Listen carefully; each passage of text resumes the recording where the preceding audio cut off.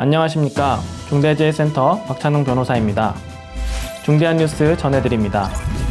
지난 14일 부산 기장군의 반얀트리 리조트 신축 공사 현장에서 화재가 발생하여 작업자 6명이 사망하고 7명이 다치는 등 총 13명의 인명피해가 발생했습니다. 김문수 고용노동부 장관은 이번 사고와 관련하여 산업안전보건법과 중대재해처벌법 위반 여부에 대해 엄정 수사를 지시하면서 중앙사고수습본부를 구성하여 피해 상황 점검과 대책 마련을 지시하였습니다.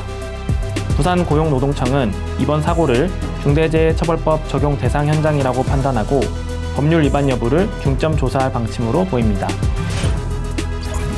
고용노동부는 지난 5일 50인 미만 폭염 취약 사업장에 대한 설비 지원 사업 계획을 공지하였습니다. 이번 사업은 건설, 조선, 폐기물 처리업 등 폭염 취약 업종을 대상으로 50인 미만 사업장을 우선 지원하며 사업장 규모에 따라 2천만 원에서 3천만 원을 한도로 온열 질환 예방 장비를 지원합니다. 3월 7일까지 온라인 또는 팩스 등으로 신청이 가능하며 자세한 내용은 산업안전보건공단의 클린 사업장 조성 지원 홈페이지를 통해 확인할 수 있습니다.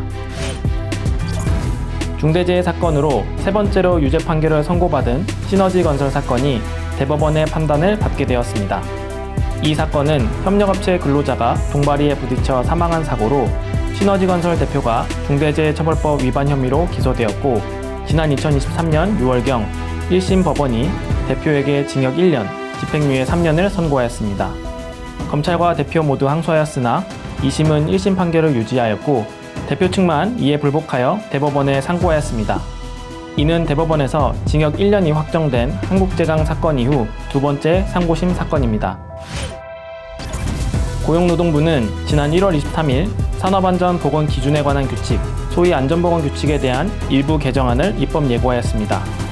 장시간 폭염에서 작업할 경우 발생할 수 있는 예방조치 의무를 명확히 규정하는 내용의 산업안전보건법이 6월 1일자로 시행됨에 따라 하위 법령에 해당하는 안전보건 규칙 역시 폭염 대비 의무를 구체화하는 내용이 포함되었습니다.